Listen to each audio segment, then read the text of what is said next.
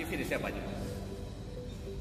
TV Desa Banyumas mengabarkan kebaikan dan memberikan kebaikan untuk desa. Bersama TV Desa Banyumas, kita akan sama-sama menelusuri, memberi informasi dan memberikan liputan kegiatan yang berada di desa-desa, khususnya yang ada di desa Kabupaten Banyumas. Perlu kita ketahui bahwa sebuah desa adalah bagian terpenting bagaimana sebuah pembangunan negara kesatuan Indonesia. Untuk itu, TV Desa Banyumas akan memberikan liputan khusus tentang perkembangan pembangunan desa di Kabupaten Banyumas. Bersama Imanuddin melaporkan.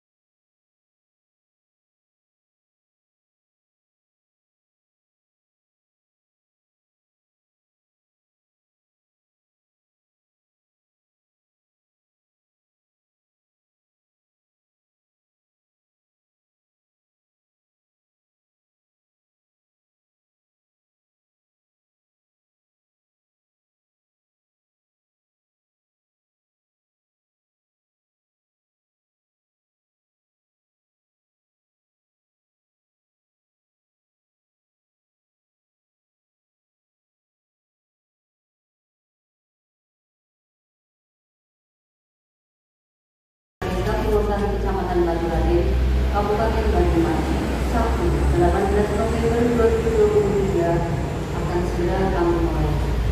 Sebelumnya perkenankan Bapak Ibu dibacakan susunan acara sebagai berikut: 1. Pembukaan, 2. Menyanyikan lagu Indonesia Raya, 3. Pembacaan doa, 4. Laporan pelaksanaan kegiatan, 5. Sambutan sekaligus pembukaan pelatihan, 6. Penyampaian materi untuk materi yang pertama dari BNPB,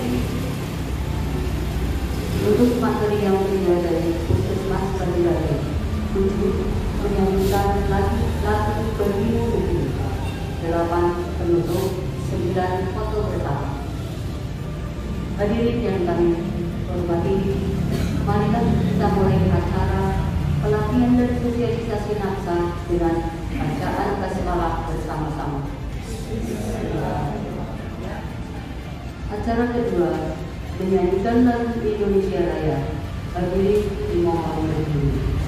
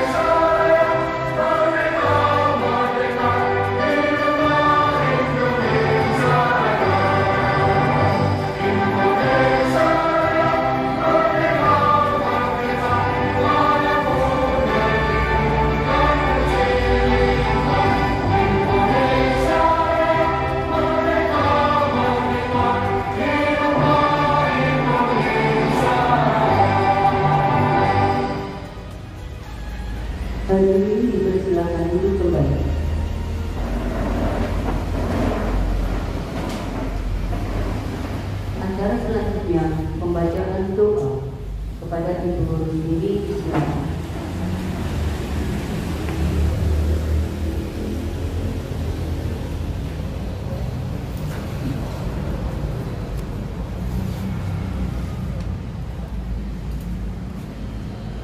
Assalamualaikum warahmatullahi wabarakatuh.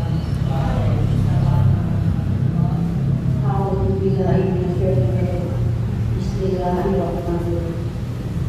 Ya Allah, ya Tuhan kami, saat ini kami ikuti dalam acara pelatihan dan sosialisasi massa. Kami mohon kiranya acara ini berada dalam hidup. Ya Allah, yang Maha Mengetahui, ilmu betapa luas dan lebar. Karena itu ya Allah, anugerahkanlah kepada kami ilmu yang bermanfaat sebagai bekal kami dalam menjalani kehidupan menuju kebahagiaan dunia dan akhirat. Limpahkanlah kepada kami yang hadir pada perkumpulan ini kesehatan, kekuatan dan kesabaran, kemudahan dan keikhlasan, serta kecerdasan kearifan mengikuti acara ini. Ya Allah yang Maha Pengasih dan Penyayang kasih, satukanlah hati kami, patukanlah kata kami, serta kuatkanlah semangat perjuangan kami dalam mencapai keberhasilan dan tujuan acara ini. Lapangkan pengetahuan dan singkatkan pemahaman kami agar dapat memetik hikmah yang terkandung di dalamnya. Ya Roh yang kuasa Allah, hanya kepada-Mu kami berbakti, dan hanya kepada-Mu kami memohon pertolongan. Kabulkanlah doa dan doa kami. Engkau Maha Pendengar lagi Maha Pengampun. Ampunilah dosa dan kesalahan ayah bunda kami, kesalahan para pemimpin dan pendahulu kami, dan hanya kepada-Mu kami akan kembali. Rabbana atina fid dunya hasanah wa fil akhirati hasanah wa qina adzabannar. Subhana rabbika rabbil izzati amma yasifun wa salamun alal mursalin walhamdulillahi rabbil alamin. Wassalamualaikum warahmatullahi wabarakatuh.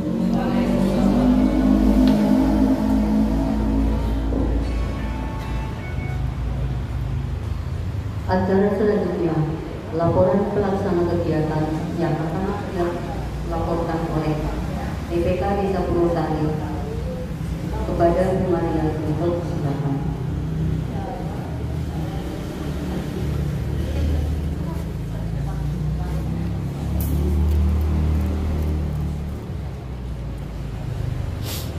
Assalamualaikum warahmatullahi wabarakatuh. Selamat pagi. Semangat pagi. Luar biasa. Nah, remajanya asal remaja Nahbut. Yang terhormat Bapak Kepala Desa Purwosari, yang kami hormati tim narasumber BUMN Kabupaten Banyumas, yang kami hormati Ketua Tim PKK Desa atau yang mewakili dan pengurusnya, dan yang kami hormati para remaja Desa Purwosari yang mengikuti pelatihan dan sosialisasi ini. Laporan kegiatan pelatihan dan sosialisasi maksa bagi remaja Desa Purwosari, program kerja Program 1 Tim Penggerak PKK Desa Purwosari. Maksud dan tujuan diselenggarakannya kegiatan ini adalah untuk meningkatkan pemahaman bahaya penyalahgunaan narkoba serta menyelamatkan generasi bangsa dan bahaya narkoba sendiri mungkin agar para generasi milenial tidak lagi mendekati narkoba setelah mengetahui akan dampak dan bahaya dari narkoba tersebut. Adapun peserta kegiatan ini adalah pengurus PKK Desa Purwosari dan remaja-remaja di wilayah Desa Purwosari berjumlah 50 orang. Tempat dan waktu dilaksanakan kegiatan ini yaitu hari Sabtu tanggal 18 November 2023 dimulai pukul 9 sampai dengan selesai, bertempat di Pondok Gede Desa Purwosari. Narasumber yaitu dari BUMN Kabupaten Banyumas dan Puskesmas Batu Batu 1. Untuk materi yang disampaikan yaitu dari PMN terkait penyuluhan dan pelatihan bahaya narkoba di desa perizinan. Adapun sumber dana kegiatan ini terselenggaranya kegiatan ini oleh pemerintah Desa Purwosari dan dibiayai dari anggaran APBD tahun 2023. Terima kasih berikan dari laporan kami. Wassalamualaikum warahmatullahi wabarakatuh.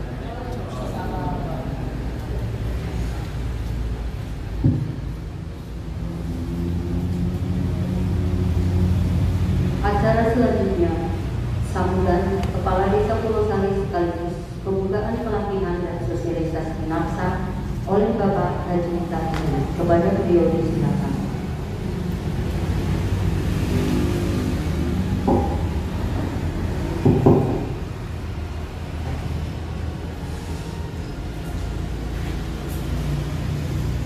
Assalamualaikum warahmatullahi wabarakatuh. Bismillahirrahmanirrahim. Alhamdulillahirabbil alamin. Wa bihi nasta'inu ala umuri dunya waddin. Wassalatu wassalamu ala asyrofil anbiya'i wal mursalin wa ala alihi wa sahbihi ajmain. Rabbi shrah li sadri wa yassir li amri wahlul 'uqdatam min lisani yafqahu qawli. Amma ba'd. Yang terhormat narasumber dari BNN Kabupaten Banyumas, Bapak Tony Diakmoki. Yang kami hormati Pak Yuni Gunawan, juga narasumber dari BNN Kabupaten Banyumas. Yang kami hormati Bu Dewi,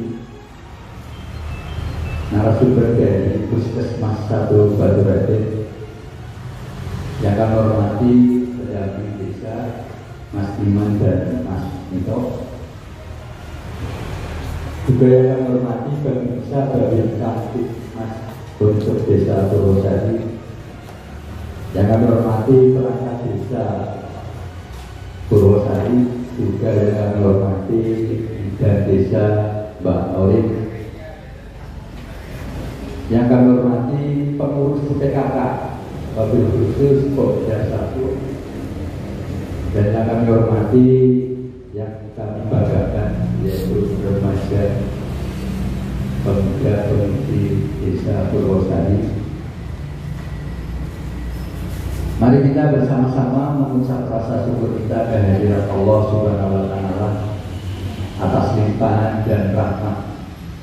Hingga pada pagi hari ini kita bersama-sama masih diberi kesempatan, salah satunya ya sempat nikmat, sehat, dan sekaligus bisa sempat menghadiri acara pelatihan dan sosialisasi NAPSA. Dan yang kedua, sempat bersilaturahmi, bahwa bersilaturahmi di situ adalah salah satu kewajiban sebagai umat muslim.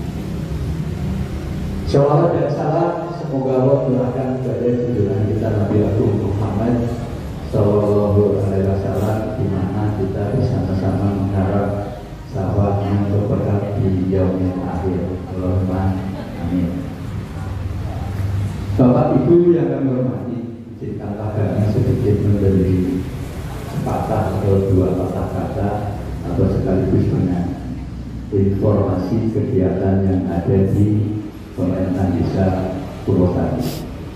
Pertama, kami beserta teman-teman perangkat mohon maaf barangkali menyajikan tempat atau lain-lainnya di sisi kanan kiri kita masih banyak kekurangannya, masih belum begitu nyaman, bersensip-sensip, tidak leluasa sekali. Sekali lagi kami beserta teman-teman mohon maaf. Yang kedua, kami beserta mengucapkan banyak terima kasih kepada semua terutama dari narasumber, dan berterima kasih banyak atas kehadirannya, atas partisipasinya, dan sekaligus kepeduliannya. Yang kedua, berterima kasih kepada wabil para pekerja yang ini adalah sebagai tolak punggung ke depan agar kita diberi kekuatan kesehatan jasmani dan rohani. Maka dari itu kami berterima kasih atas kehadiran para remaja yang berkaitan dengan hadir untuk mengikuti pelatihan dan sosialisasi APSA. Ini kalau bicara APSA itu sudah merupakan gabungan yang sangat-sangat besar. Maka dari itu kami berharap kepada wabil khusus remaja dengan situasi kondisi atau informasi yang kita sama-sama perhatikan dan kita sama-sama terima bahwa berita bermacam-macam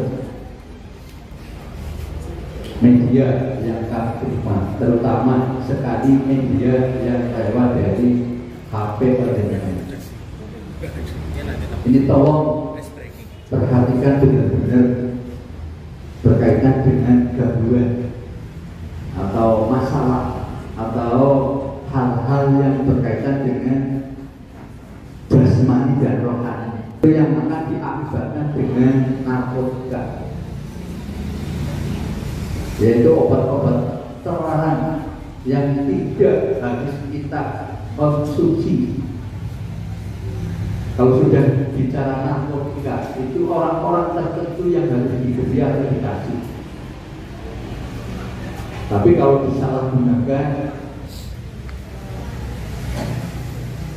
kalau kita tidak mengerti, itu sangat-sangat bahaya. Apa sih bahaya narkotika?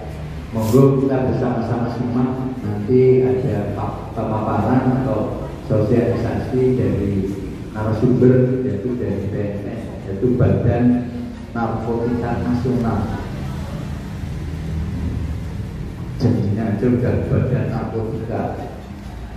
Ini perlu diperhatikan, perlu disimak secara benar-benar diperhatikan, karena itu menyangkut ke keselamatan jiwa kita masing-masing. Kalau kita sudah terkontaminasi dengan obat-obat terlarang, sangat berbahaya. Generasi ke depan kita mau jadi apa? Kalau generasi remaja kita sudah terpengaruh oleh atau sudah kena pengaruh dari obat-obatan terlarang, terutama pikiran. Dan yang kedua jiwa, rohani sudah itu. Maka dari itu pada kesempatan pagi hari ini momen-momen yang tepat buat kita semuanya agar kita terhindar dari obat-obat terlarang. Apa sih narkotika? Apa sih obat-obat yang nggak boleh dikonsumsi? Nah, mari kita bersama-sama pada pagi hari ini simak bersama agar kita terhindar dari gangguan-gangguan yang merusak jiwa kita sendiri. Ini yang kami harapkan, dan sekali lagi saya berterima kasih atas kegiatan ini, terutama kegiatan di Pokja 1 PKK yang membidangi tentang obat-obatan terlarang. Maka dari itu pada momen pagi hari ini sangat-sangat kita perhatikan dengan adanya kegiatan sosialisasi APSA yang kita akan simak bersama. Mudah-mudahan apa-apa yang nanti kita berikan materi dari narasumber bisa bermanfaat untuk kita semua. Bapak Ibu yang kami hormati, izinkanlah sedikit memberi gambaran atau informasi ini terutama sekali dengan remaja. Saya kenapa berkenan selalu ke remaja, karena remaja inilah yang harus benar-benar diperhatikan, karena perjuangan ke depan adalah di pundak para remaja. Jadi seperti itu. Apalagi ada moto untuk menjelang tahun 2045 adalah tahun Indonesia Emas.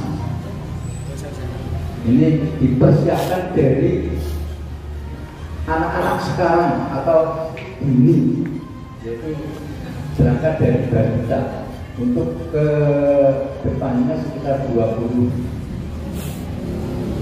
sampai 25 tahun, bahkan lebih. Ini akan mengarah menuju diinformasikan atau didengungkan bahwa tahun 2045 adalah tahun Indonesia.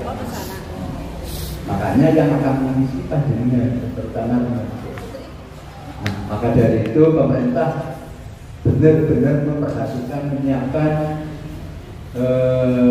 SDM atau pemberdayaan manusia yang benar-benar mapan, harus benar-benar sehat jasmani dan rohani.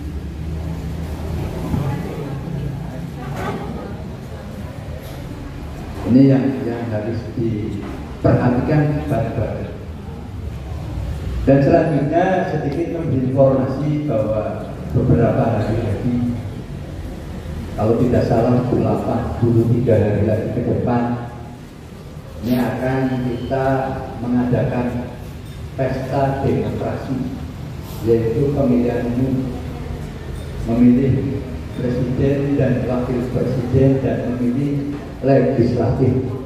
Tolong para remaja perhatikan, jangan sampai terpancing dengan informasi atau berita yang tentunya belum jelas. Tolong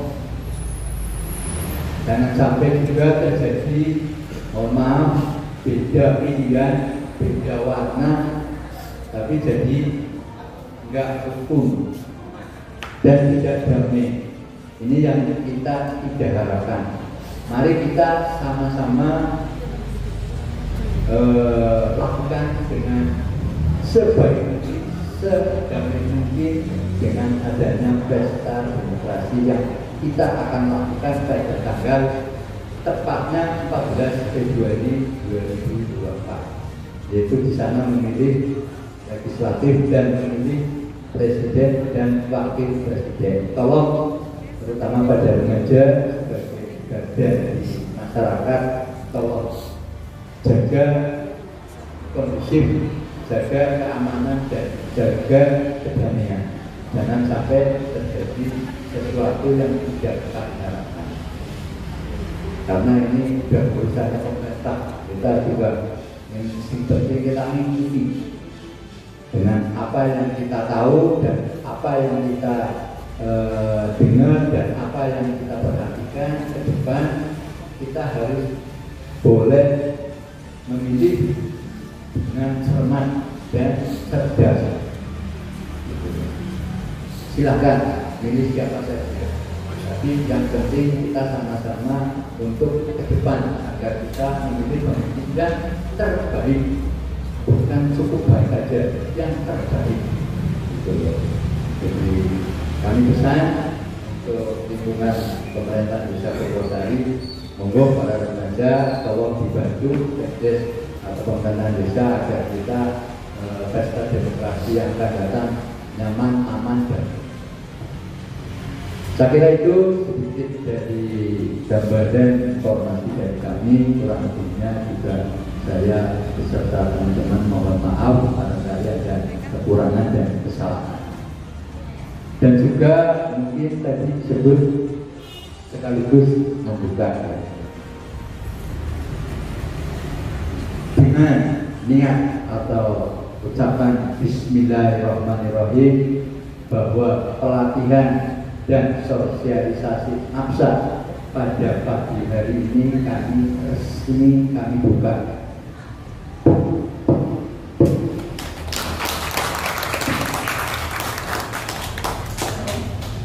Saya kira itu kurang lebihnya, sekali lagi kami mohon maaf. Akhirul kalam, wassalamualaikum warahmatullahi wabarakatuh.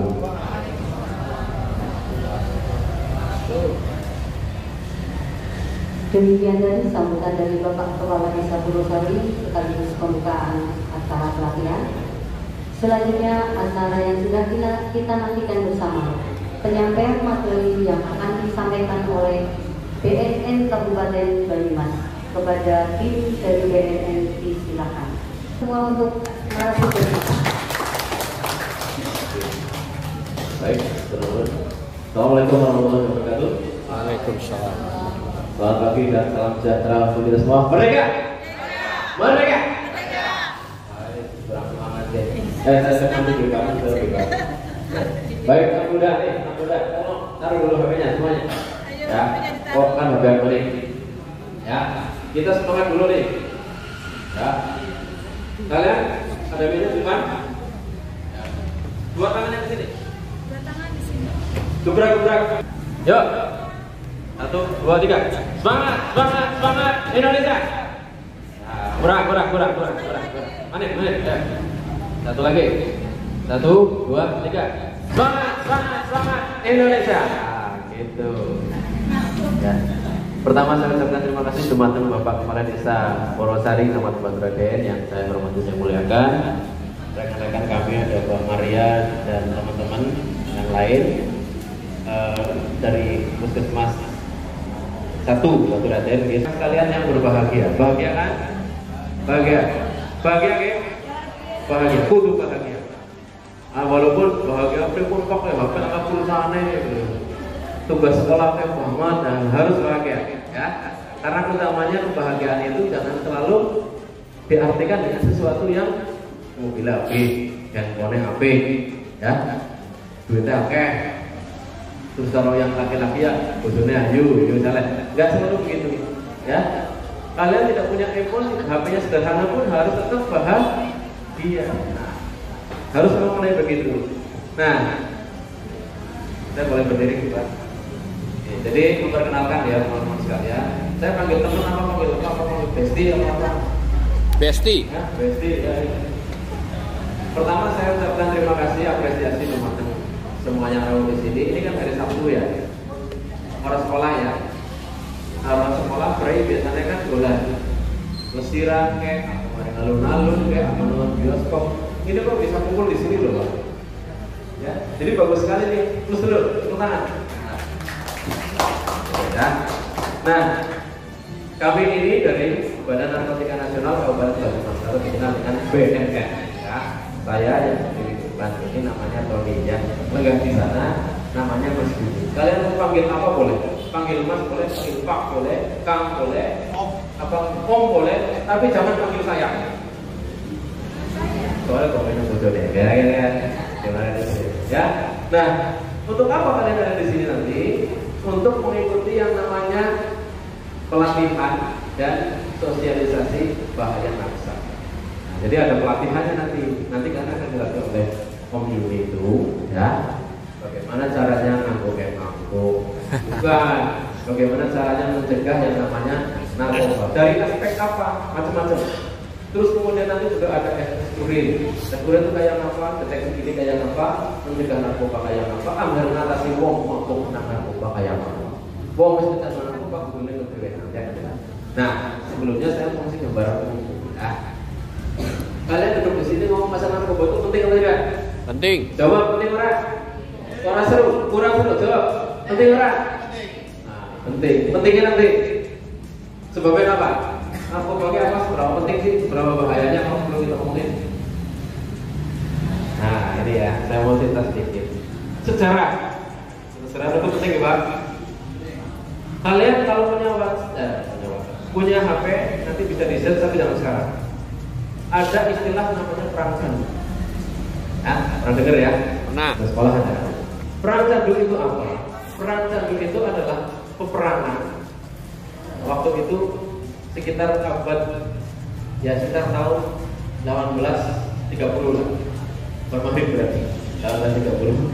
Ya, abad ke-18 peperangan antara Inggris dengan Tiongkok. Ya, dalam hal apa? Karena waktu Inggris itu mensuplai yang namanya narkoba cara saiki ya. Cara dulu itu candu. Kemana? Ke Tiongkok. Monopoli itu berlangsung cukup lama. Jadi Inggris itu mensuplai candu terus-menerus kepada Tiongkok. Akhirnya apa? Kaisar Tiongkok itu melihat anak mudanya, generasi kalian seperti kalian ini, itu letoy semua. Letoy itu apa? Tidak bisa berkarya, pelaku orang jendek, orang yang mikir ke sekolah, kelemah semua lah, ya. Karena apa? Karena gue sebenarnya candu cara bikin narkoba. Saya akan hancur nih kalau generasi mudanya adalah pecandu narkoba, pecandu apa itu? Candu semua. Akhirnya apa? Cina menghentikan perdagangannya dengan Inggris. Nah, karena Inggris tidak terima perdagangannya dihentikan karena itu adalah sumber penghasilan yang besar. Akibatnya apa? Inggris melakukan invasi kepada Cina. Diserang Cina. Bisa ditebak sama yang menang? Bisa ditebak yang menang? Inggris. Inggris yang menang. Kenapa Inggris yang menang? Udah tentaranya Cina, anak-anak mudanya letter kafe, nontonnya kayak gini. Ah iya, padahal berdil gemeter aja. Ayah apa kafe? Jangan bangun cing itu, menceng aja lah ya. Kan belajar pada jejak kocok kalau kayak jahat. Nah, belajar dari situ akibatnya Indonesia terus menyadari bahwa yang namanya narkotika atau narkoba itu adalah merupakan kejahatan yang luar biasa. Karena apa? Karena sektor yang diserang itu adalah semuanya. Bayangkan seandainya terjadi, ya, ibu tolong mabuk kabeh. Kira-kira negara ada apa? Ya kan? Anak-anak mudanya. Sekarang yang namanya anak muda itu ada 53% kalau menurut data pemilih tetap ya. 53% milenial. Nah, tapi orang yang berperilaku muda itu hampir 80%. Misalnya seperti apa? Seperti saya, Bu Maria, Pak Kades itu seperti anak muda itu ada 80%. Jadi sebenarnya kekuatannya itu adalah di anak muda. Nah, kalau anak muda diserang dengan narkoba, pergaulan bebas, ya, judi slot, nge-game, bersama mereka. Hal-hal yang sifatnya setiap hati-hati, ya kan? Nah, inilah yang saat ini dikhawatirkan sehingga Presiden RI, Bapak dari Bapak Joko Widodo itu mengatakan bahwa Indonesia itu darurat narkoba. Bisa kemungkinan dipakai oleh asing, ya, untuk menghancurkan Indonesia. Karena kalau melawan perang, ngajak perang kepada Indonesia itu orang mati, ya. Walaupun tentara Amerika sambil alatnya keren-keren, jatuh ngeri-ngeri kali, tapi kalau suruh perang lawan Indonesia tidak berani, ya. Karena tentara Indonesia itu kuat-kuat, ya. Mereka bisa nang hutan itu nggak makan, nggak bawa samu hidup.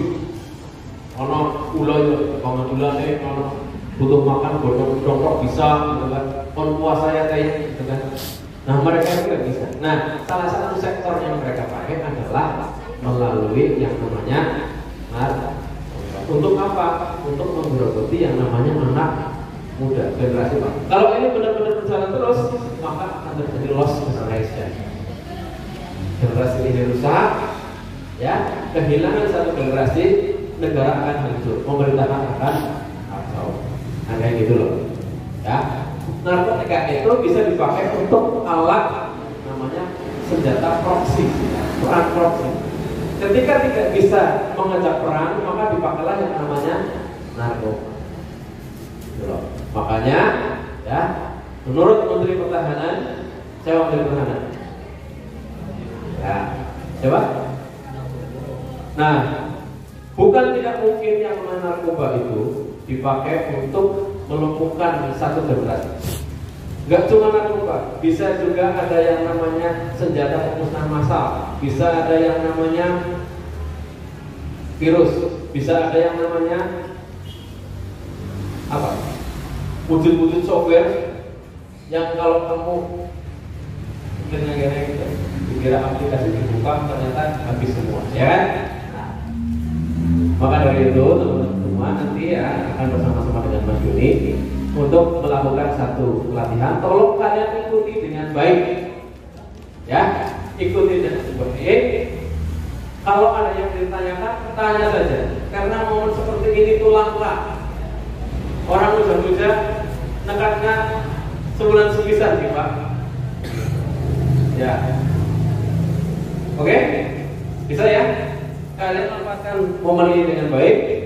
Perlu takokno, ya, sing urung benar tanyakan. Kalau memerlukan informasi apapun sampaikan. Caranya ketemu bertanya begini, Pak, nama saya ini bukan namanya, saya mau menanyakan ini. Bisa? Oke, baik. Itu adalah gambaran umum dari saya. Selamat mengikuti pelatihan, ya. Mudah-mudahan kalian bisa menyerap yang disampaikan oleh Om Yudi, oleh Pak Yudi ini dengan baik dan bisa bermanfaat untuk kalian di masa mendatang. Terima kasih. Wabillahi taufiq wal hidayah. Wassalamualaikum warahmatullahi wabarakatuh.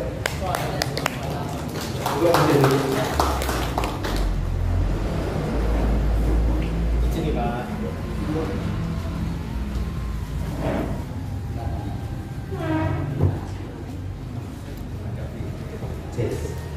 Assalamualaikum warahmatullahi wabarakatuh. Waalaikumsalam. Selamat siang. Alhamdulillah puja dan syukur kepada Allah Subhanahu wa taala yang memberikan kita nikmat kesehatan sehingga pada hari ini kita dapat berkumpul tanpa kurang sama apapun. Yang terhormat Bapak Kepala Desa, yang saya hormati seluruh aparat desa dan yang saya banggakan narasumber dari Puskesmas Batu Raden 1 dan dari rekan-rekan BNN.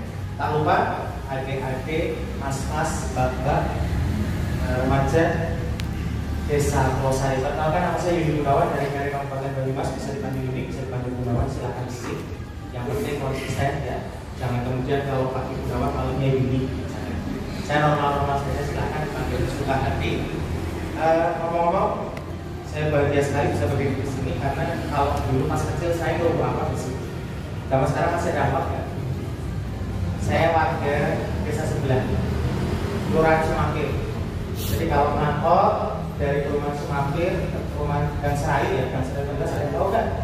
Perbatasan Desa Pelosari dengan Kelurahan Semampir. Terus itu kemudian jalan ke sini. Apa saat itu jam 6.15 itu dari siang. Satu hal yang paling saya ingat, ketika saya kesiangan itu ada bapak-bapak baik mengantarkan saya dari situ ke Jalan Gereja naik motor. Di saat itu angkot sulit banget. Kalau sekarang sudah ada Grab, sudah ada Gojek ya, sudah enak. Kalau zaman dulu akses informasi komunikasi masih terbatas. Tetapi hal tersebut juga ada untuk mungkinnya. Kalau zaman sekarang alat-alat komunikasi sudah banyak tersedia, ada semua sudah punya HP. Hal yang tidak dapat dihindarkan selain mudahnya akses informasi adalah pengaruh buruk dari informasi yang seharusnya tidak diakses oleh adik-adik mahasiswa atau adik-adik mahasiswa. Adik-adik punya HP ya, semua ya. Ya, yang laki-laki saya mau tanya, siapa yang sampai detik ini belum pernah nontonnya terbuka-terbuka? Itu kan salah satu kemudahan yang didapatkan dari HP ya. Nah, itu efek buruknya itu. Kemudian ada juga dari HP, ada dari remaja juga bisa mengakses informasi tentang narkoba. Kalau dipahami bahwa narkoba itu tidak boleh disalahgunakan, baik. Sayangnya ada anak-anak remaja yang mengakses HP untuk mencari tahu tentang narkoba, tetapi kemudian penasaran dan menyalahgunakannya. Boleh nggak sih narkoba ada di dunia ini? Boleh nggak? Boleh. Boleh. Jadi ada narkotika psikotropika gitu. Narkotika psikotropika zat adiktif. Kalau narkotika itu sebetulnya golongan 3 masih digunakan untuk ilmu kesehatan atau untuk operasi. Pernah nggak dari saudara-saudara adik-adik mungkin yang perempuan tantenya atau kemudian kakak perempuannya melahirkan dengan proses sesar? Pernah nggak? Nggak tahu nggak? Sesar di bedah. Itu kalau tampil obat bius kira-kira sakit. Nah, pakai obat bius pun kalau sudah operasi pasti akan meninggalkan rasa sakit, makanya tetap diberikan narkotika, bisa tempel, bisa untuk menghilangkan rasa sakitnya atau sekedar mengurangi rasa sakitnya sehingga seorang ibu baru masih tetap bisa aktivitas dan kemudian hanya rebahan. Ya. Atau mungkin yang laki-laki, mohon maaf, yang muslim sunat enggak? Sunat. Pasti sudah kita ya. Sakitan sakit enggak? Sakit. Enggak sakit. Pas dipotong enggak sakit ya. Pas nyampe rumah kena sarung baru sakit. karena efek obat biasa tidak hilang. Itu narkotika golongan 5. Jadi boleh dipakai. Tetapi yang tidak boleh dipakai yang menjadi masalah adalah penyalahgunaan. Apalagi yang zaman sekarang namanya pengaruh buruk narkoba itu luar biasa. Jadi gini, saya mau cerita dulu kenapa Indonesia dari tahun 2015-2016 sampai sekarang belum lepas dari status namanya status darurat narkoba. Dari tahun 2019 kita sampai 2021 lepas ya status darurat COVID ya. Ya. Saya punya grup SMP, grup SD, grup TK, grup SMA, grup kuliah, BA ya. Saat COVID itu setiap hari isinya Assalamualaikum innalillahi, Assalamualaikum innalillahi, menggambarkan betapa mengeringkannya penularan coronavirus disease. Bahkan sampai saya kena COVID varian Delta kalau nggak salah, itu rasanya luar biasa. Saya harus istirahat 14 hari di rumah. Itu sepupu saya BA, Mas Gunawan, Mas Uni, yang semangat ya pasti sembuh kok. Tapi ternyata 4 hari kemudian sepupu saya BA nggak ada di kantor. Kenanya hypoxia. Jadi tanpa gejala, sore tiba-tiba saturasi oksigen menurun kemudian meninggal. Nah, apa kaitannya dengan narkoba? Sebetulnya untuk kasus kerugiannya korban jiwanya itu mirip-mirip dengan coronavirus disease. Jadi dalam setahun gara-gara darurat narkoba itu ada 12.000 orang meninggal. Setiap hari ada 33 orang meninggal gara-gara narkoba. Itu kalau dijumlahkan dalam setahun hampir mirip jumlahnya dengan kematian yang disebabkan oleh COVID. Tapi kita langsung narkoba mati sih kok. Ini ya. Di balik itu semua, di balik ketidakpedulian itu ternyata yang namanya penyakit itu sama-sama mula, baik itu penyakit jasmani maupun bukan jasmani. Kalau COVID penyakit jasmani dia ditularkan melalui virus. Dan kalau narkoba dia sama-sama menular, memang bukan virus, tapi efeknya sama. Di balik ketidakpedulian, di balik diam kita, di balik hanya menghujat, hanya membuat orang itu kemudian menyumpah serata itu, ternyata saudara kita, kakak kita, mungkin bapak kita, ibu kita terpapar atau berisiko terpapar narkoba gara-gara kondisi dalam indikator psikologis. Dia lebih ngeri daripada korupsi maupun daripada terorisme. Kalau terorisme satu orang berbuat, banyak orang yang meninggal. Contohnya bom bunuh diri. Tahu ya? Beberapa tahun yang lalu itu mereka bom bunuh diri ya di tempat hiburan di Bali. Dan ada satu orang berdarah dirinya. Memang dia itu meninggal, tetapi membawa ratusan bahkan membuat nyawa tak bersalah sendiri. Itu teroris. Kalau korupsi satu orang berbuat, banyak orang yang miskin atau kehilangan harta. Tapi kalau masalah narkoba dengan daya rusak, satu orang berjuang, satu badan berjuang, banyak orang yang kehilangan harta benda sekaligus jiwa. Banyak orang yang menjadi miskin sekaligus meninggal. Maka disebut narkoba lebih mengerikan dari terorisme dan korupsi. Indikator yang kedua, jaringan internasional, bahwa ketersediaan narkoba di Indonesia salah satu agen yang dibutuhkan dari luar negeri untuk merusak generasi muda. Supaya apa? Apabila tentang diri sendiri pun tidak. Sehingga karena dari luar negeri juga banyak pengangguran, mereka berharap generasi muda mereka bisa mendapatkan penghidupan yang layak dengan cara apa? Dengan cara menjadikan tenaga kerjanya di Indonesia. Kalau generasi Indonesia kuat-kuat, mungkin kita butuh dari negara asing. Tapi kalau SMP, SMA ada? Pernah lihat berita ada tenaga kerja asing berbondong-bondong masuk ke Indonesia. Padahal orang Indonesia banyak yang masih belum bekerja. Ini kan menjadi sesuatu yang memprihatinkan. Adik-adik SMP, SMA kalau sudah lulus mau masuk kuliah kan?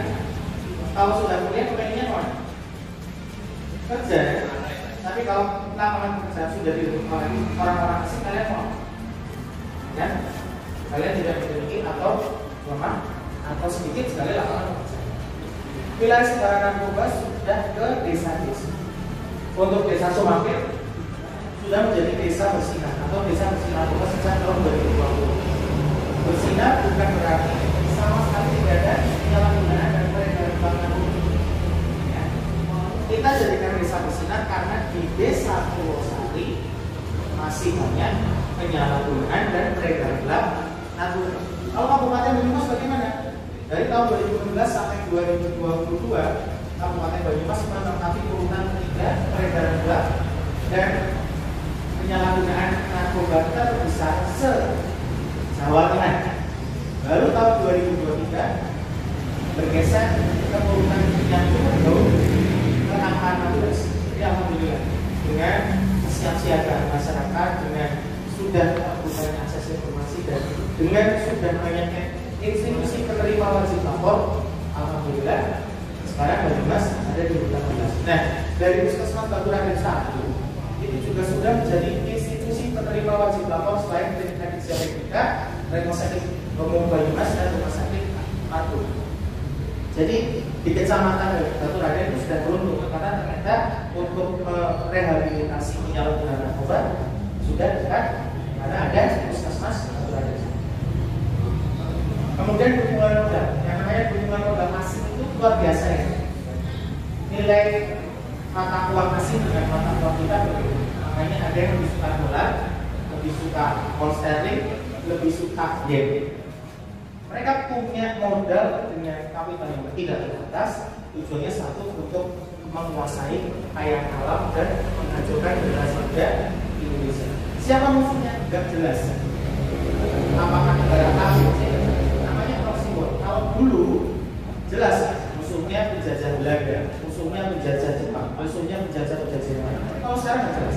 Siapa sih yang sebetulnya merusak? Siapa sebetulnya berusaha menghancurkan negara itu? Namanya proximor. Jalur masuk narkoba itu tidak lagi masuk di jalur-jalur utama, melainkan masuk lewat jalur-jalur tikus, jalur-jalur yang tidak diawasi oleh aparat atau orang-orang yang mengerti tentang peredaran narkoba. Ya, diperkuat bandara, diperkuat pelabuhan, menggunakan sensor atau menggunakan sinapek supaya kalau ada orang datang, barang bawaannya ketahuan isinya apa. Tapi ternyata mereka transaksinya di tengah laut. Karena sekarang teknologi semakin canggih. Ada APS ya, asisten GPS. Itu di tengah laut pun atau di tepi laut pun masih ada. Transaksinya di mana? Di sana, data deteksi. Jadi polisi kemudian BNN tidak bisa mengetahui karena pertukaran barang itu terjadinya bukan di darat.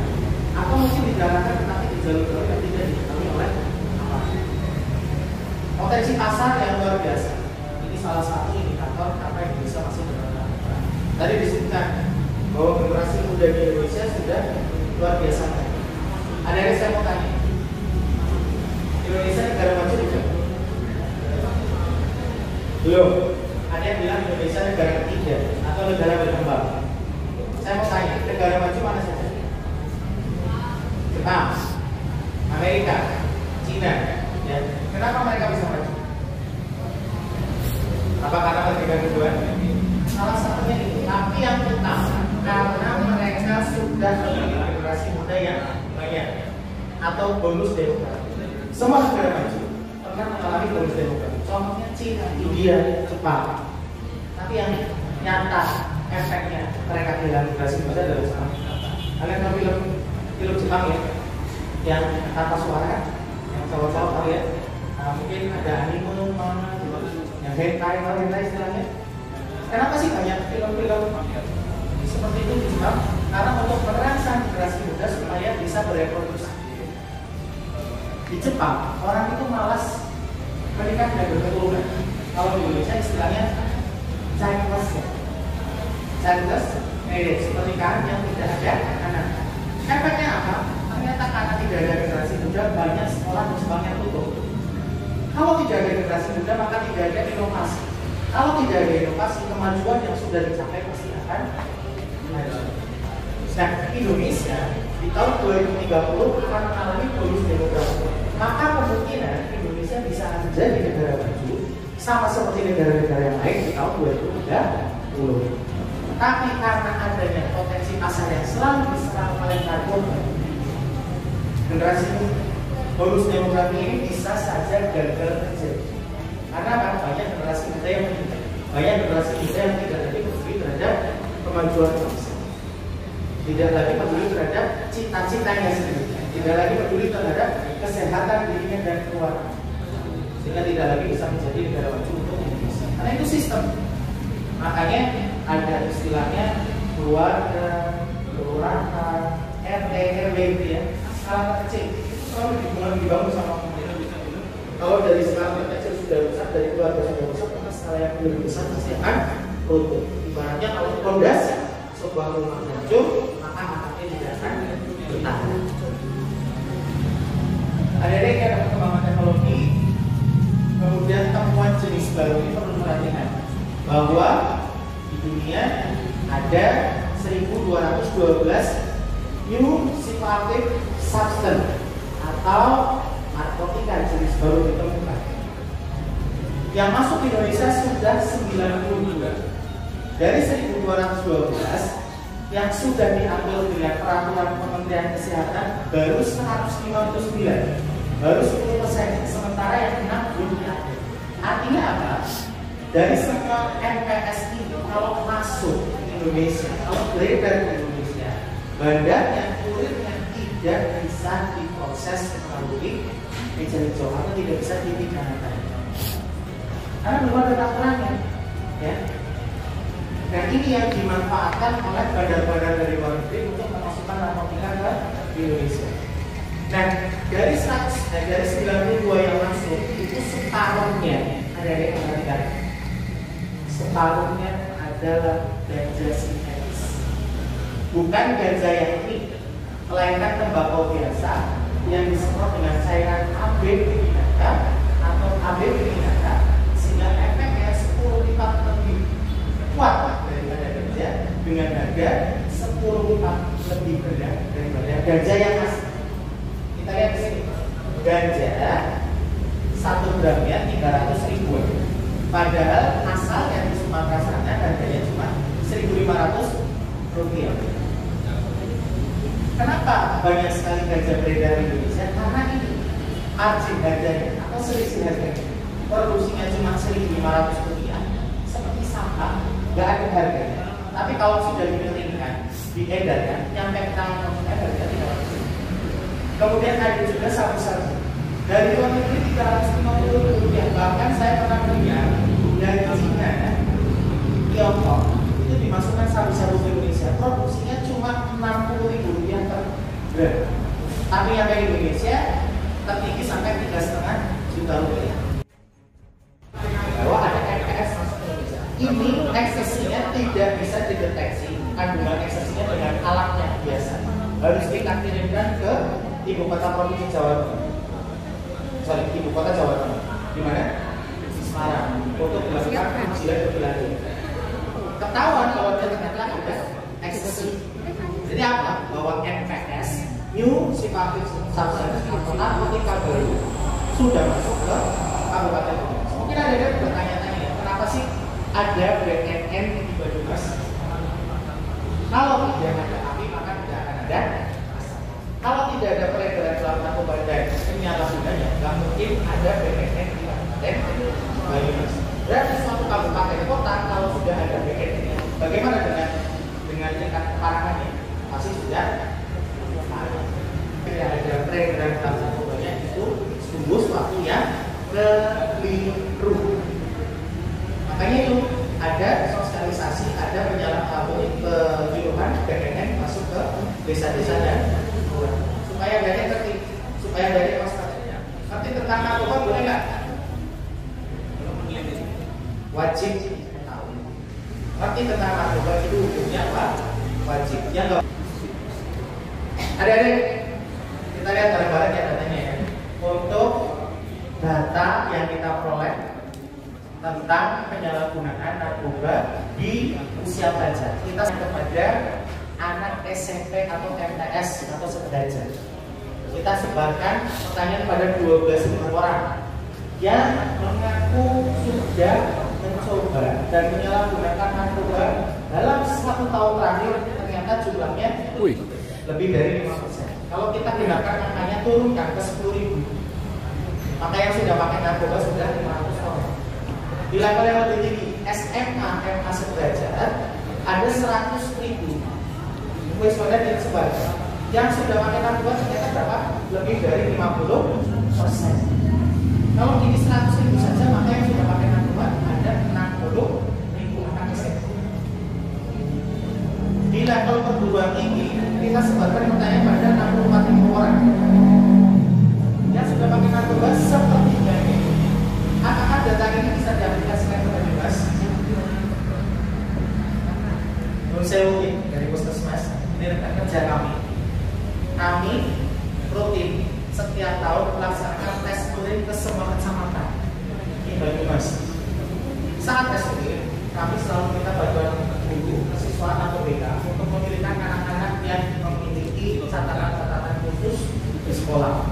Bisa sangat ceria, bisa sangat agresif, bisa mungkin keluarganya bukan keluarga yang utuh, atau anaknya suka bolos dan sebagainya.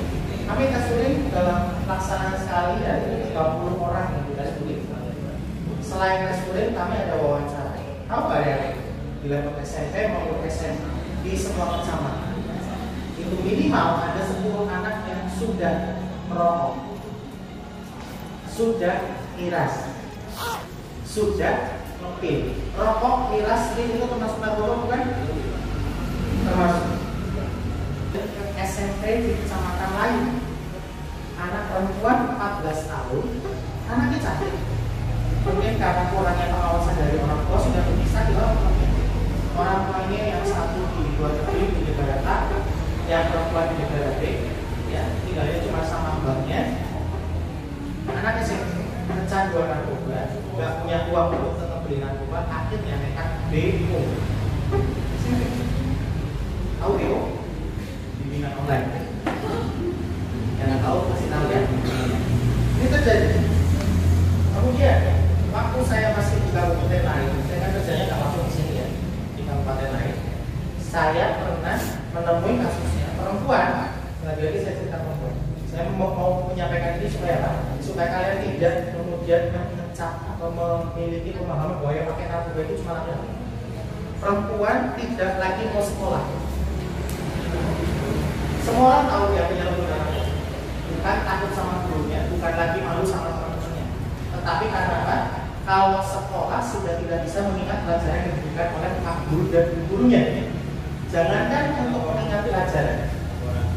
Ketika siang hari ditanya, tadi pagi kamu sarapan apa? Lauknya apa sudah tidak? Kerusakan saraf gara-gara penyalahgunaan narkoba itu terutama merusak pada memori, jangka pendek. Dan itu sifatnya permanen. Tidak ada dokter, tidak ada ahli medis, tidak ada orang pintar atau apalagi dukun yang bisa menyembuhkan orang yang otaknya sudah rusak gara-gara penyalahgunaan narkoba. Separah itu. Karena kerusakan otak sifatnya permanen. Yang ada bisa hanya bisa dipulihkan. Tapi pulih dengan sendiri. Kalau ada luka yang baru belajar masak, jangan cari kalau sekarang kalian gen apa sih? Generasi stroberi itu gen apa sih? Gen Z? Ya. Atau gen apa? Yang baru belajar masak mungkin jari teriris pisau 2 minggu, 3 minggu, 1 bulan sembuh. Sembuhnya ditandai dengan apa? Kalau ditekan sudah tidak sakit, ya. Kalau dipakai buat negang sudah tidak sakit, tidak terlibat. Itu namanya sembuh. Pulih, bukan pulih 100% kembali pada usia yang awal. Tapi kalau pulih tidak. Orang yang sudah pakai narkoba otaknya rusak, itu bisa terganggu pikiran. Sehingga kalau dia lagi sedih bisa tertawa, tapi kalau lagi ada hal itu bisa menangis. Kalau kalian menyebutnya dengan istilah sampai sekarang itu. Bahkan kalau misalnya kami ke sekolah-sekolah yang dianggap rawan, itu sebelum tes urin kami cukup memberikan satu metode sederhana pada anak-anak yang dites urin. Ini menjadi perhatian kita semua nih. Kita berikan kertas urin juga sering ya kalau kita perhatikan ya. Anak yang kita mau tes urin kita berikan kertas buat tangan semacam ini dengan kondisi dalam kondisi duduk. Kalau orang sehat juga sebagainya. Ini kertas diem nggak? Padahal saya posisi berdiri. Nah, kalau anak yang sudah pakai narkoba sarafnya rusak, itu kayak bumbu. Ini bukan karena lapar ya, sudah bukan. Tapi sudah karena pakai narkoba. Jadi saraf motoriknya memang sudah terganggu. Goyang, serius. Tremor. Kalau ada saudara kalian seperti itu di sekeliling kampung, di sekeliling rumah, bisa jadi dia karena sudah mengalami kerusakan saraf pakai narkoba. Apakah bisa pulih? Bisa, tapi sekali lagi tidak bisa sembuh. Tidak bisa sembuh. Ternyata yang ngasih narkoba pertama bukan kurir, bukan bandar, bukan penjahat dari luar negeri, melainkan teman ini datanya 90% orang pakai narkoba dikasih dari teman, dan rumah teman menjadi tempat utama penyalahgunaan narkoba. Contohnya seperti apa?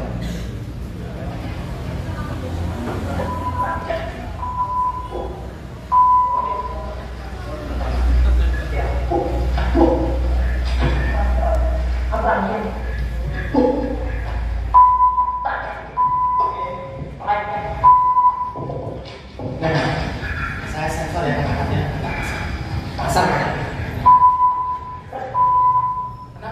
Kenapa ini tidak jadi lagi video temannya? Teman nggak punya akhlak ya, teman kelakuannya kayak dajjal. Karena apa? Saat dia teler seperti ini, saat dia kurang kehilangan kesadaran, ini yang rekam bukan dia. Nggak mungkin dia kalau mau begini kemudian pasang rekam, ayam mau joget TikTok, nggak kan? Yang rekam temennya, yang ngasih temennya. Berarti yang paling jahat siapa sih temennya? Tapi kalau sudah seperti ini, yang paling halus siapa? Dia sendiri dan orang tuanya. Padahal orang tuanya menyekolahkannya, harapannya supaya memiliki masa depan yang cerah. Tapi kalau sudah viral seperti ini, kira-kira bagaimana? Banyak ada rasa malu dan minder. Ya, itu akan sangat membuat masa depan. Nah, kasus ini masih mending daripada ada kasus yang lain. Ada pelecehan seksual, ada perampasan dan kekerasan, ada pembunuhan yang diawali dari penyalahgunaan narkoba yang dilakukan atau diberikan pertama kalinya dari teman. Satu orang perempuan diajak oleh teman-temannya laki-laki yang lain, misalnya 10 orang terjadi pemerkosaan secara massal, ya, bergiliran. Nah, itu kalau beranak siapa bapaknya harus mas yang laki-laki di sini. Kita diciptakan lebih kuat daripada perempuan, bukan fokusnya ini perempuan ya, melainkan untuk melindungi perempuan. Ya kan? Itu alasan kenapa kita diciptakan lebih kuat daripada perempuan. Tapi yang terjadi sekarang, lelaki sekarang kayak buaya ya. Assalamualaikum putih, ya kan? Ujung-ujungnya minta papi dan sebagainya. Kalau sudah bukan ini, bukan itu, nah, ya, saya bukan bicara tentang narkoba saja. Tapi karena ini suatu penyakit sosial yang kompleks, ada pelecehan seksual, ada pembunuhan, ada narkoba, itu biasanya saling berkait. Supaya kalian tidak ikut-ikutan teman yang buruk, ikut-ikutan teman yang tidak punya akhlak, saya kasih tips dan trik untuk memiliki ketahanan diri. Yang pertama, kita harus memiliki self regulation. Yang kedua, assertiveness dan reaching out. Bahasa Inggris banget ya. Bisa dibaca nggak pengertiannya? Bisa. Yang belakang ngarek-ngarek. Bisa ya. Sudah tahu belum pengertiannya? Self regulation artinya kalian memiliki nilai-nilai yang kalian anggap benar dan itu akan kalian taati dimanapun dan dalam kondisi apapun. Kalau kalian dari rumah sudah dikasih tahu jangan pakai narkoba, maka dalam kondisi apapun, siapapun yang menawari, mungkin pasar, mungkin teman dekat, mungkin teman satu circle, tapi kalau sudah memiliki pemahaman bahwa narkoba itu dilarang dan tidak baik untuk tubuh, maka self regulation akan menolaknya. Oke? Yang kedua, assertiveness, yaitu tahu cara bicara, tahu cara mengungkapkan perasaan kepada orang lain tanpa mengganggu. Kenapa ini penting? Karena kalau kaitannya dengan narkoba, kalian tidak punya assertiveness, ketika ditawari kalian tidak akan bisa menolak tawaran tersebut. Mungkin karena tidak enak, sebetulnya hati ingin menolak, tapi karena yang nawari terdekat, atasan, pacar, akhirnya kalau nggak apa-apa, mungkin karena memang nggak enak, akhirnya pakai coba-coba berkelanjutan, pacar. Ini penting. Kenapa saya ajarkan ke remaja? Bahkan orang tua pun kadang-kadang saya ajak untuk mempelajari. Sekarang sudah jadi perwira polisi.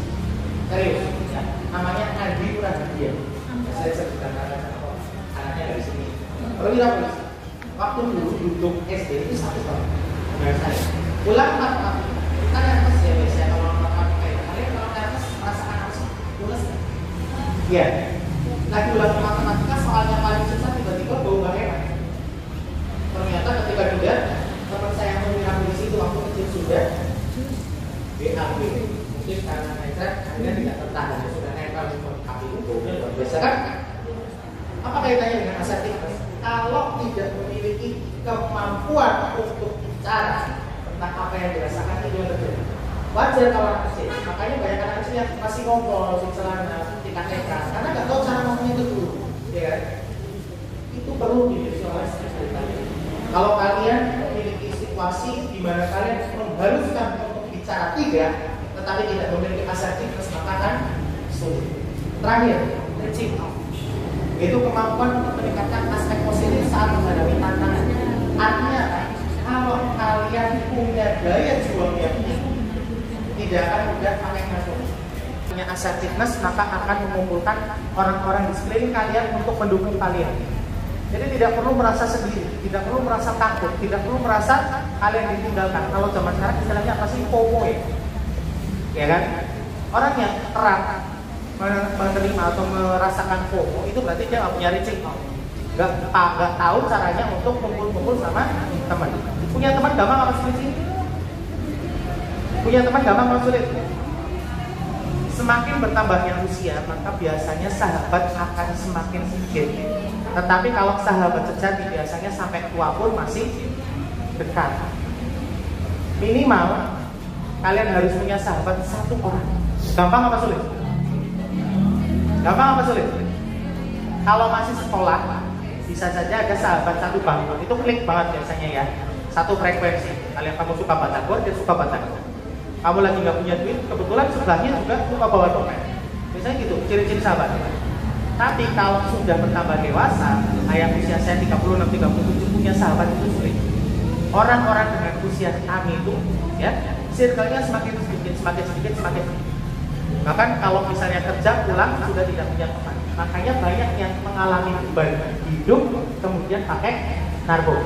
Dengan adanya reaching out ini, kalian bisa bersosialisasi. Kenapa? Kalian menjadi pribadi-pribadi yang tidak gampang menyerah, punya daya juang yang tinggi dan bisa menghimpun orang-orang untuk minimal mengkritik kalian kalau kalian melakukan hal yang salah.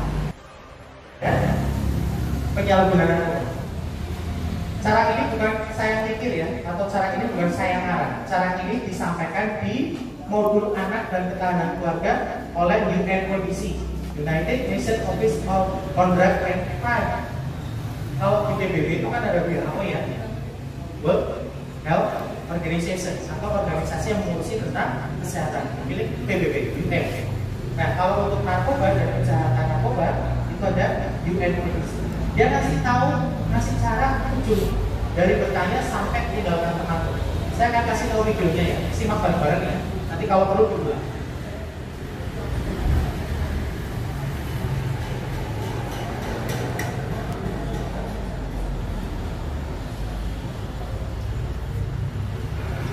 Halo, selamat datang para fasilitator.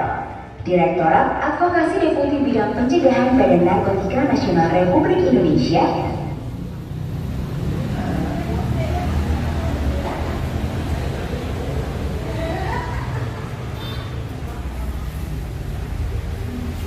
Dalam bertanya, menyatakan apa yang mungkin terjadi.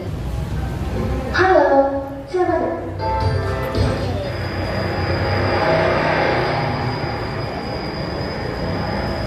Ikut aku yuk, pakai ngomong. Lu kita mau ngapain? Ikut aja yuk. Sama kita di sana. Iya, tapi kita mau ngapain? Aku punya rokok nih, kan rokok. Ngapain? Nanti bisa rokok. Nggak mau ketahuan, santai. Kita mau aja kita main. Ya, ikut aja. Lanjutan yang dapat dikatakan dan dilakukan jika penekan tidak mau mendengarkan.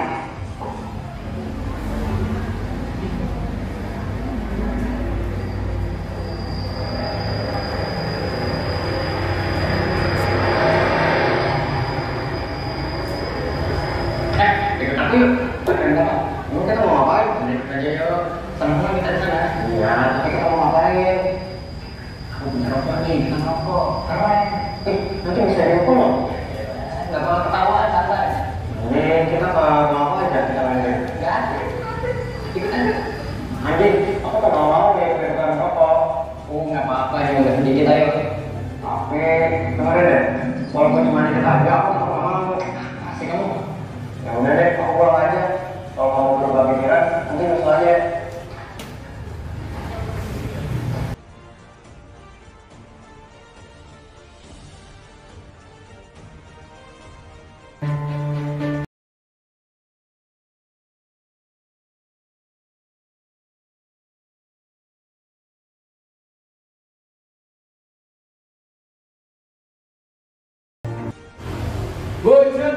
Desa Purwosari bersinar.